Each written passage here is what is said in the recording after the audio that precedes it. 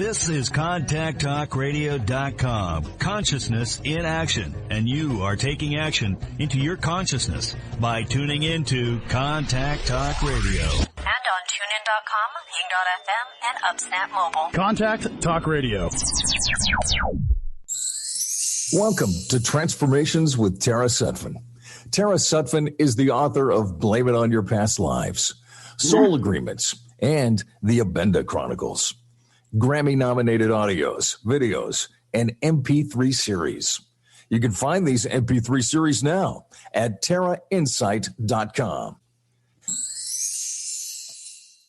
Welcome to Transformations with Tara Sutphen. And my guest today is Tracy Brown. And she's a wonderful psychic, has a lot of followers. You guys all love her.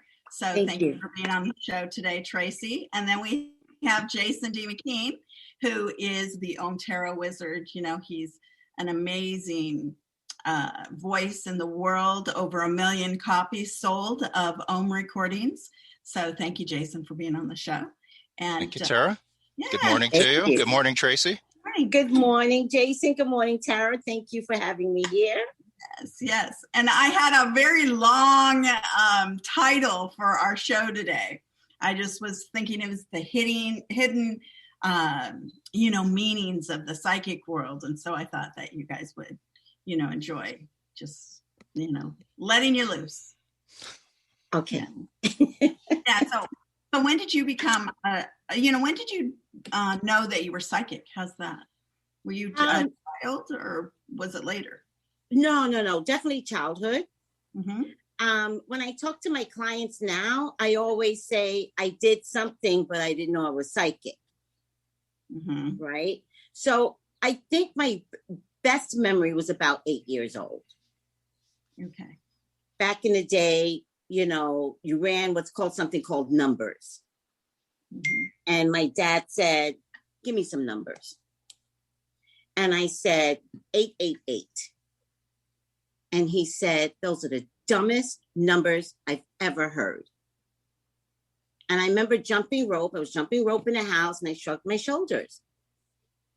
And those numbers came out. And when numbers come out like straight, it's big money.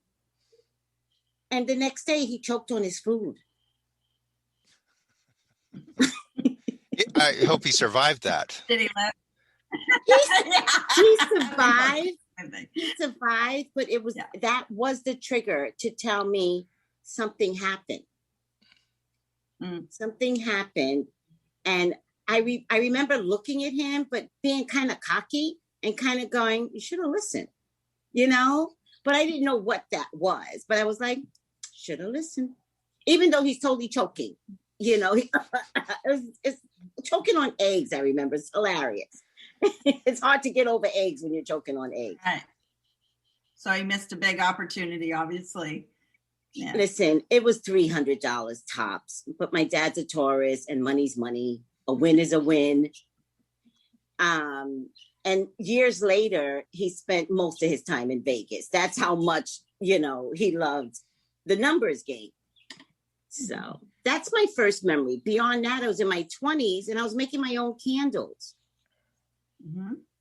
And every time I made my own candles with intention, my son, who was an actor at the time, got a job. Wow, interesting. So then I had my parents, the neighborhood asking me to make candles. I didn't know what I was doing. I just knew that you were doing something. Something was happening. Right. You know what's interesting? I remember lighting, at first I lit a candle for him, but I remember lighting, I'll never forget this, a yellow candle, and we weren't going to get the answer until Monday. Mm-hmm. And all weekend, I lit a very tiny yellow candle. I did not know any of this. There was no Google, no cell phone, mm-hmm. no internet. And I stared at the candle. And I put intention into the candle. Monday morning, we got that call. Very nice. Very nice. What does the, with that knowledge now of the yellow, What does the yellow symbolize? It was exactly what my intentions. It's creativity. Mhm. You know what I mean? It's like artistry, like it's all about creativity, yellow. So it was exactly the right intention, the right color, the right intentions. Communicating, communication, a lot Communications, of which times, is acting. intellectual ability. Yeah, getting your answer. Yes. And it's so interesting because there was so much ignorance there. And yet I picked the right thing. I stared at it, practically talking to the candle. My son gets the job. Here's the funny thing. You want to hear something funny? It was a Men in Black commercial. I was so ignorant. All the other moms knew it was Men in Black and had their children dressed in little black suits. Now, where do you get a funeral suit from? But all the other moms who were much more sophisticated, had much more money, my agent told me hip hop. So my son wore a bright orange hoodie. But he got the job. Maybe because he listened. Yeah. And because his mom made it happen. That's right. His mom's great. Thank you. Oh, but when you say because he listened, no, he was like 5. He was young. He had no choice but to listen to me. So. Yeah, but That's- it's listening on that different level. Yeah, or forced to listen at 5. But to be honest with you, you're right. He's always listened, Mm-hmm. you know, because it got to the point where people could tell, oh, Tracy's the one, Tracy's the one. So then I started to do the readings in the neighborhood, but I refused to take money because I did not think I was qualified. Mm-hmm. So everybody was practice for me. But then people decided, because people need to give, and I'm not against giving. I'm not like you have to give, but I didn't know this back in the day, right? So they gave me as a gift beer and cigarettes. So word got out, give her beer, give her cigarettes. And then somebody told Did that me, make you happy? Yeah. I didn't, again, there was so much innocence in it. I didn't know. You know, and then somebody told me, you do the best readings when you're drunk. Mm-hmm. I never did another reading for anyone in that neighborhood ever again. And it was the first time I recognized I wasn't a drunk, but I came from a family of drinkers. It's the first time I recognized something's wrong with me. And I refused to drink after that. Good girl. You don't get to do that to me. You don't get to box me in a corner, keep me drunk, and fill my lungs up with cancer cigarettes. Are you kidding me? You're so selfish. And no matter what I tell you, you won't break up with your boyfriend. You keep coming back, but you won't break up with him. But I have to stay drunk. Yeah. Mm. Yeah. None of that. No. It's all about progressing. Yeah. Well, it's slamming. It's not going down. Downward is all that. Yeah. But also remember, Tara, I'm coming from people that don't know spirituality. Yes. I'm the first that they know. Yes. So me drinking and doing readings was part of what I knew. They didn't do it against me. They didn't know either. The neighborhood didn't know. No, you were probably really loose tongued and told them all sorts of stuff. You know? I think so. It's better to, yeah. I was in my 20s. You're doing it now. Yeah. I was in my 20s. What do you do in your 20s but drink, party hard? I didn't. Yeah. You didn't? Mm-mm.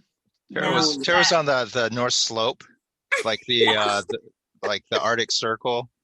It was healthy, so food only. Yeah, I was a real healthy nut. That is beautiful. Yeah. No. I was a punk rocker in my 20s. Yeah, Jason was a punk rocker. Yeah. So I might have drank a little bit. Yeah. And he liked girls with black lipstick. Oh, that's really punk rocking. Yes. He's like, ew. Oh, come on. No, it was awesome. Come on, you're in your 20s. Yeah, you're in your 20s. You're in your 20s, right? And that's the same thing. I was in my 20s doing readings. If I'd have known, I would have saved it. I would have saved it until I got more experience. When did you formalize it, Tracy? When did you like start to understand like your gifts and then start to move it in a certain direction? There was a store in Staten Island, and this woman kept saying how much she needed to go to Arizona. She's like, I gotta go to Arizona. I just want to get rid of the store, and I gotta go to Arizona. I don't think she ever made it to Arizona. Wonder of Wizard or something like that. She's still there. And she gave classes for 2 years at $500 a pop. And I took the classes. She was a witch and she had a coven, but you had to go through the classes, and she taught me everything, soup to nuts. But it was a bunch of us. And she was amazing at her job. Amazing. And that's when I began to form a spirit. You know, the spirit started to rise up. The power, I like to tell people, the power began to rise up. Because what she was infusing was everything I was. Ironically, once I began to learn, I was all of a sudden alone. People actually started to pull away from me. Not because I was like learning classes, but because I was really changing. Mm-hmm.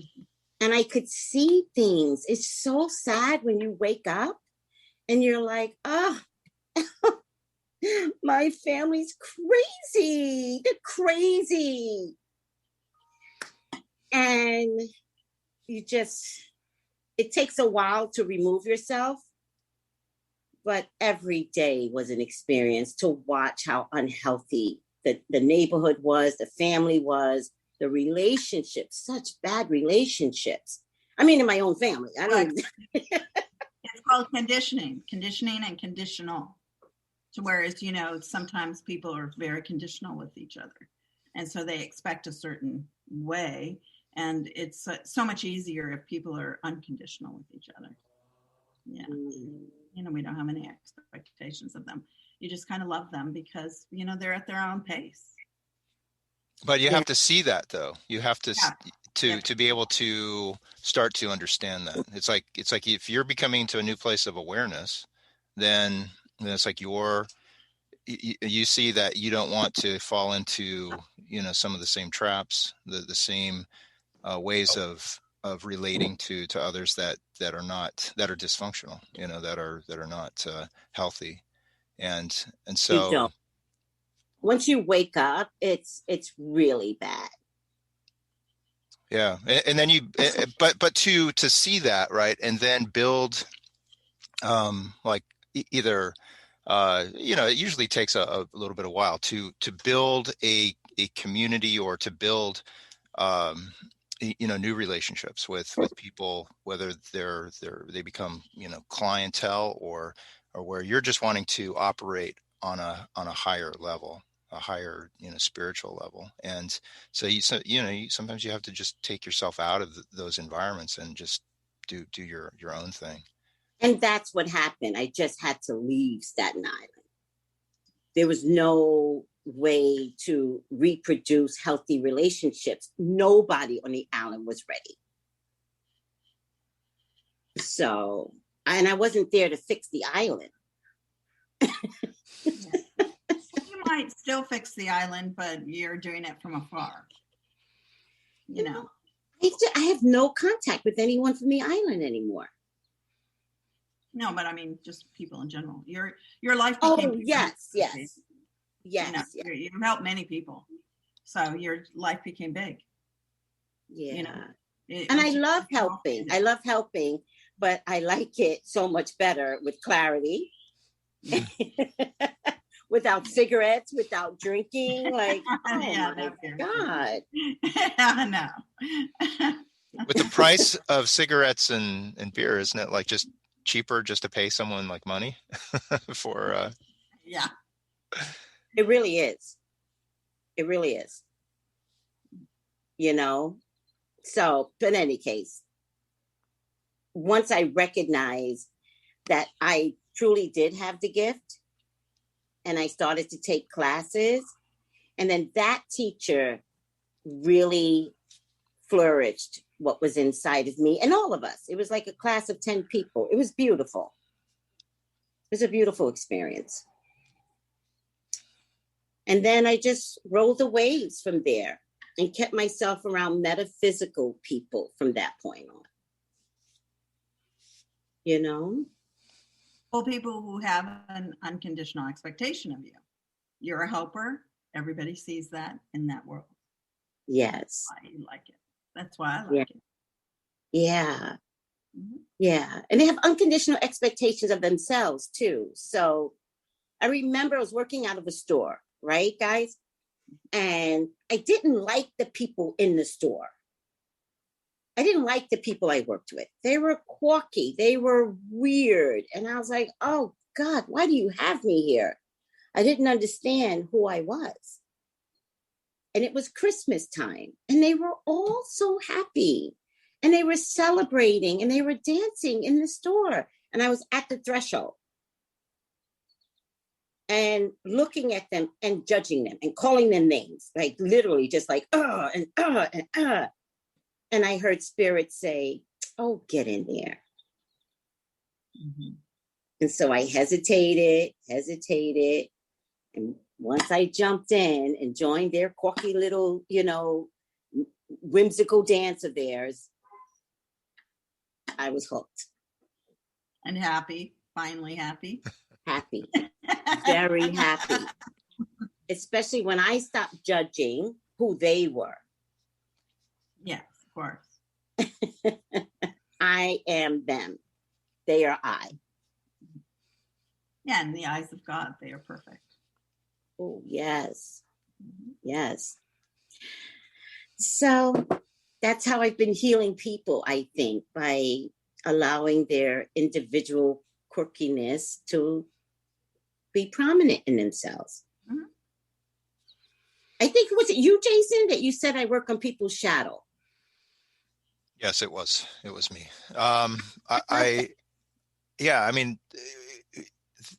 That's usually where, someone will recognize where they need, some kind of guidance, as if there's something that they don't quite understand within themselves, and maybe their own relationships are not fully connecting or so. And so, it's like they'll come to a psychic. They'll come to someone to just kind of tell them kind of what to do. But it's like we don't do that. It's like we can guide someone, but it's like recognizing their gifts and letting them see their gifts.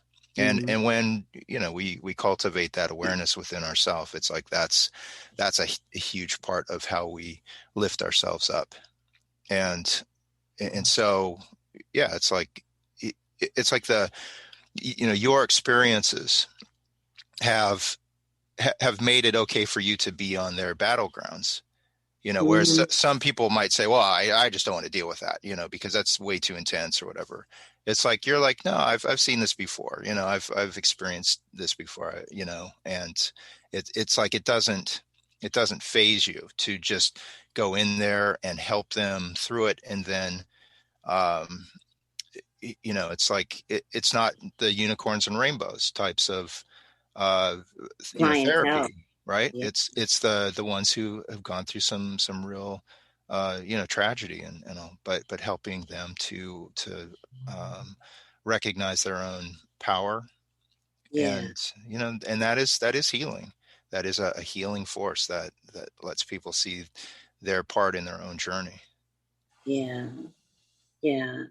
I think that I tell all of my clients there's not an experience that they have had that I have not had.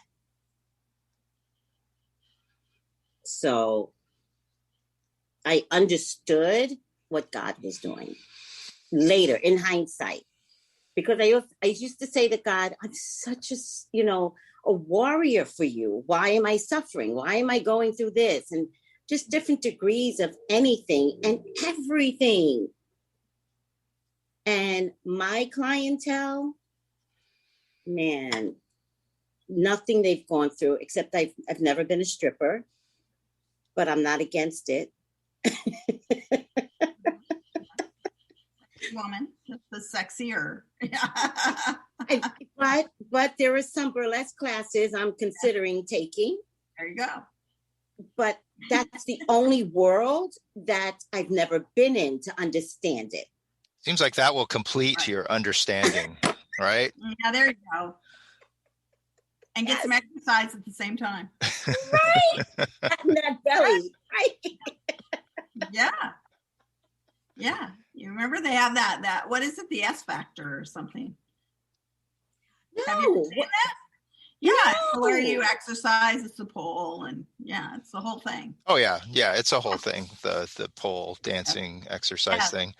Not that I know from experience. That I too have not been in that realm of the stripper realm, but okay, Jason. Yeah, no, I didn't go there either.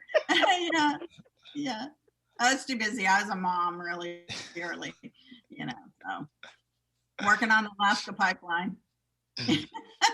Yeah. Really? Were you working? Oh, yeah, that's where Jason was saying I was in. At the North Pole. I was in the Arctic, the actual Arctic. She was hanging out with Santa.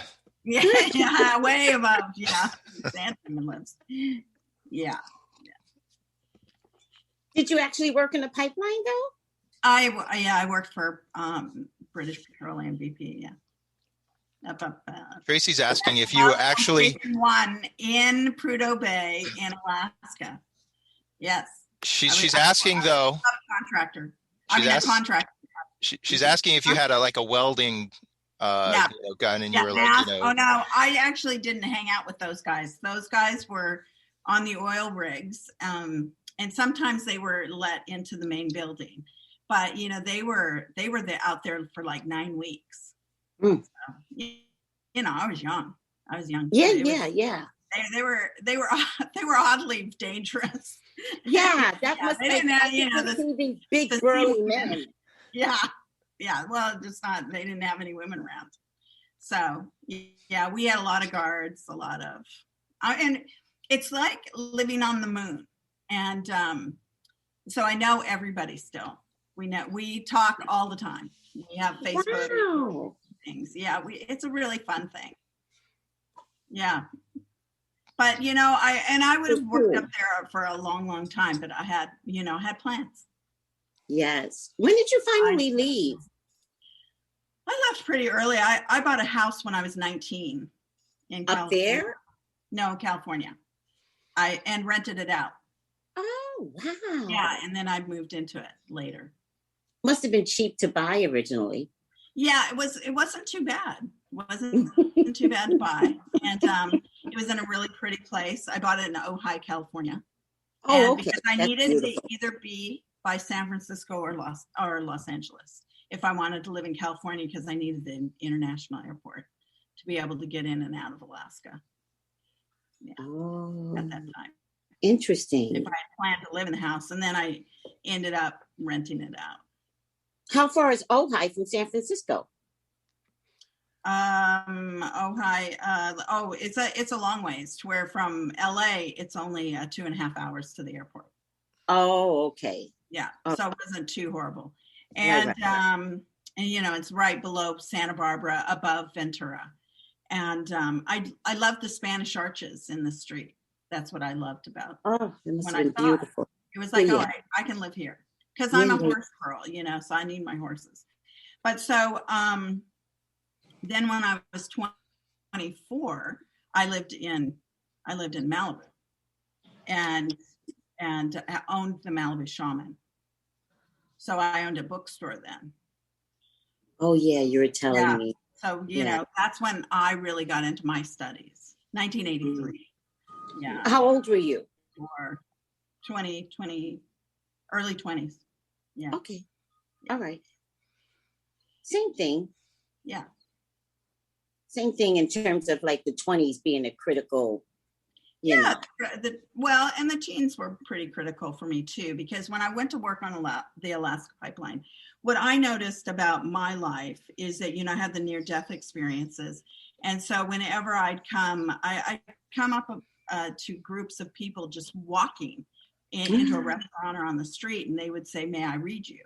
And they'd be Russians, Filipinos, Germans, you know, anybody around the world.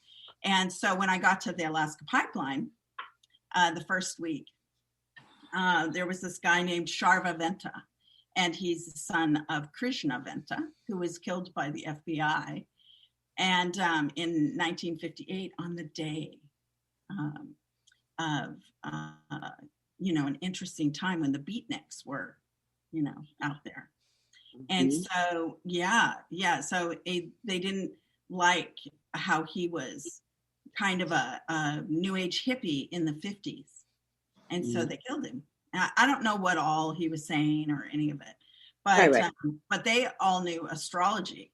And so there was no computers really up there on the pipeline or anything. And so he in just a small little handwriting, he wrote out my whole chart, like 56 pages, my whole chart of astrology. Yeah. So it was always around me, you know, I'm always, whether you know, cause I didn't ask for my chart to be done. He just asked me, can I do your chart? And here we were living on the moon, basically. Yeah. But, when his father died, they had land in Homer, Alaska, and they were known as the Barefeets. And so they went to Homer, Alaska, and you know, no barefoot there. Right. In Homer. Yeah. Right. I mean, I would go barefoot in like May or June when my mom lived there, but yeah, only because it was so cool, the little mushy grass and tender lake, Jason. Yeah, it was really fun. It was really fun. It's called tundra. But yeah, the tundra. It's spongy, like ew. Yeah, the spongy. It felt good on your feet, but you know, in the winter time, they're not going barefoot. But they were something like Sikhs, as it really sounded like. You know, they let their hair grow, and they were naturalists. Yeah. Which now we know is a beautiful thing. I said, now we know it's a beautiful thing. Oh, they were probably very interesting and they were just ahead of their time. Yeah. By maybe about 10 years. Yeah. Because then it came out in the 70s? Yeah. Spirituality. Oh, yeah. Even in the early 80s, it was still not reincarnation, even though, you know, the Eastern world completely is all about reincarnation. The Western world was not. And so it was just really interesting. The backlash that would come, you know, like in the olden days toward my work. Yeah. I can imagine. In our company. And Jason was there. Jason worked for me back then. Yeah.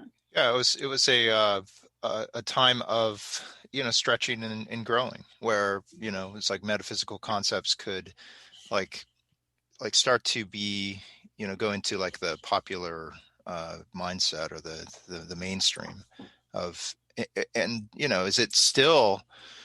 I mean, there's more acceptance of it, you know, and that can be seen through alternative medicine and things like that. But, you know, what I love most about, you know, teaching is opening up people to their own gifts. And when you start to experience your own abilities, your own intuition at work, then things don't seem as strange. You know, it doesn't, it's like, ooh, you know, this is crazy stuff. It's like when you can see that process within yourself, and you know, it doesn't feel like you're, you know, becoming some kind of weirdo or whatever. It's like you're just tapping into natural gifts. Yeah. And it can take practice. So, like any kind of it takes psychometry or what's that? It takes practice to trust. Oh my God, yes. Yeah. Well, the telepathy and the clairvoyance are not necessarily a natural gift in everyone, but everybody has a certain amount of it. They just need to hone it in. Yeah. And so, it's trying to get into, what's safe. Most of the time it starts with safety. Like, is that a good thing for me to do or not to do? Should I drive there or not drive there? Should, it's a should thing. Yeah. I feel like that concept safety has a lot even to do with, allowing yourself. Because I get a lot of those clients, right? Because I get a lot of religious clients who don't go to church anymore, who are experiencing spiritual stuff. And is it safe? Like, that's what I get a lot. They're not saying it, but that's the perfect expression. Is it safe to listen to the voices? And so a lot of times, what I also like to say is that people tend to believe that, like, if you say something, my mom was put in what used to be called an insane asylum. She was a medium. She saw what she thought was witches, but she saw good and bad spirits. It was the bad spirits that scared her. Yeah. The minute she said something, she was put away. Wow. And the only way that that's heavy. Yeah. The only way that she could get out is she figured out, thank God, is that she had to say she doesn't see them anymore. Oh, good. But she always did. When she got out, she was like 15, 16. When she got out, she used to say, I have a sixth sense. I have a sixth sense. She didn't have a sixth sense. She had people talking to her all the time. I wonder how it came about. I mean, because you definitely have it too. I really wonder, that her gift, if it had been, developed, because that's showing that she had a gift that could have been developed very easily. But, people don't develop it. Well, when she told her mom took her to the doctor. Right. And there were no psychiatrists back in the day. And so the prescription was schizophrenia, where they think they're psychic or they think they're something, but oh man, they're not. I mean, I know the difference between psychic ability and when people are really off the chart. Yeah. I know, I get them as clients too, and I just pamper those people. And sometimes it's like, and just try to steer them to a calm place of like trying to be normal. You can tell which ones are. Yeah, I was going to say that I still get a lot of people that go to church all the time. I encourage people to develop their spirituality in any way that they want to. It's just that we, like Americans, it's like just be open to everything and everyone and be kind. It's about being kind. We're all different. We're in the melting pot, and if we're just kind human beings, then everybody will be fine. Yeah, what? I like to think of it. If they're, I like to think of it as a salad bowl. Yeah. Oh, okay. Right? We're not melting anymore. That was like back in the day. We're one big salad bowl. Nobody wants to change who they are. We just want to get that salad dressing that'll blend us nicely. And the salad dressing is love. Yeah, it is. It's love. Unconditional love. Yes.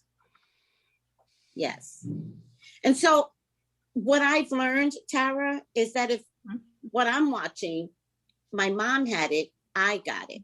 Yeah. When I got to be a certain age, she said to me, Tracy, don't, Tracy. And I remember saying to her, I'm fine, meaning don't do that. I'm fine. My son is a medium. He constantly sees period pieces. Ezra, my grandchild, he does see, at some point he saw monsters, but we stopped that. I had a conversation with the monsters and I told them, no mas, you do not come to my child. And we got a unicorn and we stuffed the unicorn with herbs that keep negativity away, spiritual attacks, negativity away. I stuffed it. I have a whole video on it. I stuffed it, sewed it up, and gave it to him. Now he beats the crap out of this unicorn, but it stopped. He flips that unicorn. He jumps on it. He throws it down a flight of stairs because he's young. He likes it. Loves it. And it represents something between us, between the spirit world. Like it's that barrier for him. Don't you dare. I've got this unicorn. My granddaughter is starting to see, and she has full conversations, but then the parents notice that they're irritating her. And there's a thing that they noticed when my grandson Ezra was visiting his dad this past few months because school was in Zoom, so it was beautiful, extended stay. And when she got annoyed with Ezra, she would do something like move, like stop. And it was very consistent. All of a sudden, she's doing this to the air. And then she started whining because they didn't, sometimes spirits, they don't know how to control themselves either. So again, Tara, I went into that zone and I told them, you better stop. We need her. You will not irritate her. Because I think one of my biggest fears is the children being like my mom. So I've got to nip this early. So I took care of it. My children took care of it through prayer, sage, saying prayer, getting on their knees and praying. And then she barely knows my name, barely. And then one day she tells the parents, Dory. And they figured out she was saying it too much. And they were like, I think she needs to talk to Dory. Now, I speak to this little girl all the time. Any other time I go to speak to her, I'm like, hi, Nova. She's like, This time she was like, Dory. And what I got from that is you handle them. Right. I don't know. So maybe she's getting it through telepathy. So maybe they're so where do you think that their gifts are? Is maybe clairvoyance? Seeing things in the future a bit? Or having clairvoyance is seeing, maybe clear audio too. Maybe. Yeah. And so the little girl is showing her gifts. So my son used to be called Poppy. It's a common name you call your children or your husband in the Hispanic community, Puerto Ricans in New York City. Right? Well, when I was a kid, I fell in love with a Poppy. And bingo, bango, we don't know each other anymore. But when I had my son, I was already married, had my son. I loved the name so much that his nickname was Poppy. It had been Poppy for years. And then my older sister took the name and gave it to my dad. So he became Poppy. So the flavor was lost, but I still called my son Poppy, but there was the big Poppy, and between my son and I, he was Poppy, right? Recently, the daughter, we were talking about this Poppy situation on text, and his daughter looks at him and she goes, Poppy. So we don't know if she passed the name back to him or if the granddad was talking to her. What we know is that all of a sudden she's calling somebody Poppy. Right. And she didn't know where it came from. It's not like you're there to tell her. She's turning 2 in May. She barely talks. I mean, she talks, it's all choppy. She's got vocabulary, but not like, hey, so Poppy came to visit me last night. No, that's not what I'm getting. Right, she can't say that. Yeah. Right, yeah. No. Yeah. She's like, Yeah. Poppy. Right. So when you're doing readings, what is your favorite part? The end. Because they feel good. They felt like they've gotten what they wanted. Oh my God, this is true. The end really is. Like, I don't recognize how gifted I am. I don't understand it myself. I operate well. It's not that I understand it. But when I get to calm somebody down and believe in the reason why they're calling and change their direction, and people end with me always, I feel so much better. And then I always give them a final outcome card. And this is an example of one of the decks that I use. I always leave them with the final outcome card, pulled random, but for some reason, it always connects. Ooh, let's pull one. Pull one for Jason. Wait. Pull one for you. Wait. I've got, oh shoot, where's the book to this one? God dog it. Oh, I've got 2 different types that I use. One is Messages from the Mermaid, and the other one is Universal Love. Either one or both. We'll do both. And we'll talk about those for fun for a moment. Okay. Do your one for you, one for me, one for Jace. Okay. Let's put this down.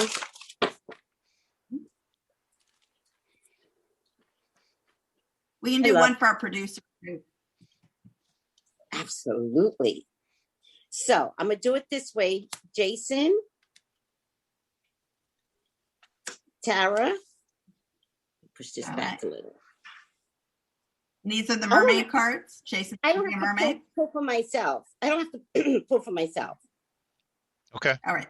You don't want to pull for yourself? You're scaring me. Is that producer? No. I'll pull for myself, but I don't need to. Hold on a second. All right. Then. All right.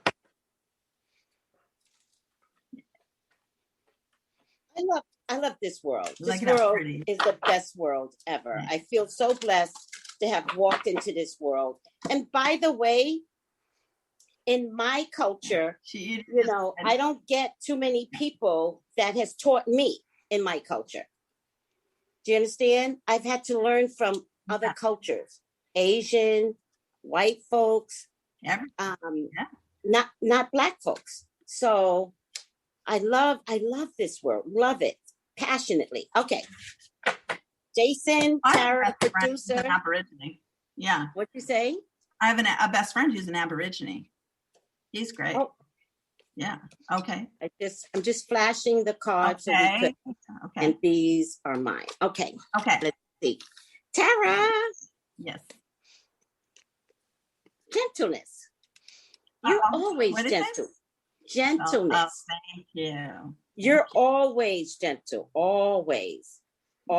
You come from a place of pureness, kindness, gentleness, always. I just think it's so ironic that they use a big brute of a man, like a Hawaiian looking. He's a big brute. He's a mermaid. That he's gentle. Yeah. Yes. Be gentle with yourself and others at this time. Being harsh or use brutal strength doesn't benefit you, but we know that with you. There's great strength in gentleness. All right. There is something deceptive with this man. With that man? Yeah. That's what it says in the book. Something very deceptive. And yet what is found is pure gentleness. Gentleness, which is found in the most unlikely of people and unlikely of situations. Yeah. All right. The true source of kindness is true gentleness, which resides in you. All right. The torch that he holds is the torch of truth, and it illuminates the path for you and the path of gentleness. Okay. Which is interesting, the path of gentleness. And then you got the golden path. So cool. I love this. I love that. Right? Mm-hmm. So the golden path is continue your course of action, even if you are experiencing any obstacles. This card has shown up in your reading today to encourage you to keep going. Faith, perseverance, conviction will lead to your golden path. Now's not the time to give up. There's a bright future in making it, even though you cannot currently see it. You know what I'm getting from this, Tara? Yeah. There's another road you need to go on. Oh my gosh. Yeah. I'm out feel it? Now. Yeah. There's another road. I feel like it's already paved for you. Mm-hmm. And you know what I like to tell people, and you're kind of helping me with this now? I like to tell people, like, the yellow brick road is the road of trickery. Interesting. Illusion, deception, nothing's real. Right. And then I created the purple brick road. Mm-hmm. That's magical. Ironically, also illusion, but it's more faithful now. Like, you believe in fairies and angels and, nice goblins, right? But now there's the golden road, and that's the road of power. That's when you've done all the roads. And now it's the road of power. Wonderful. Isn't that beautiful? Yay, thank you. Thank you. And then this looks like the Red Sea. Yes. Where we're parted. It's parted. Mm-hmm. Yeah. Mm-hmm. It's gorgeous. So you've got something else to do. Because the sun is in this, it's illuminated. Mm-hmm. Mm-hmm. So it definitely feels like a place of, it has to be television of sorts. And the reason why I chose the word television as opposed to any other thing, is because in the Zoom generation that we are in right now, everything's on television. Look at the irony of that. Yes. Mm-hmm. Everything is on television. I don't care if it's a big movie. I don't care if it's a documentary. We're going to find all of our stuff on television right now. So I feel like it's on television. So there's some, I don't know if it's reality, but there's something.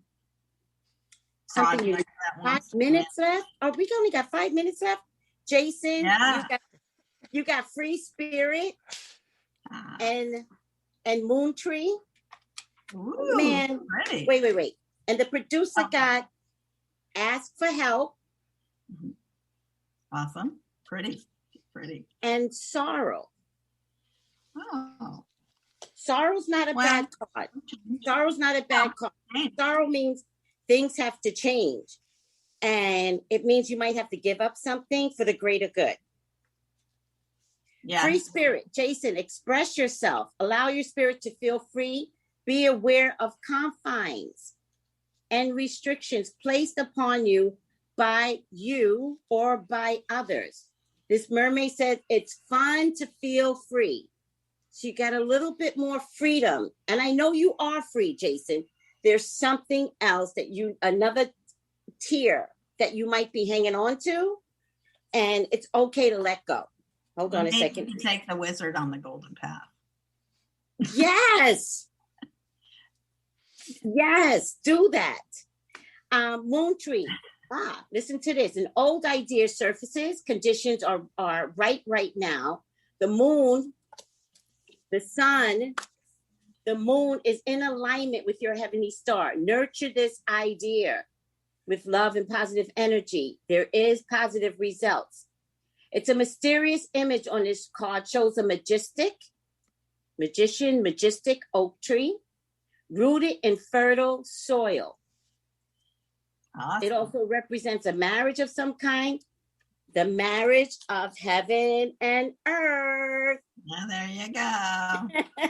Awesome. Okay. Okay. What's yours cards too?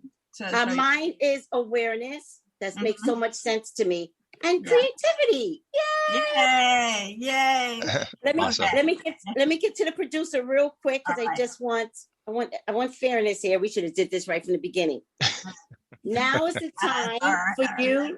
Now's the time for you to give or receive help. Asking for help is the first simple step to sort out a situation. All right? It comes in a form of communication. Okay. All right. So there's something going on.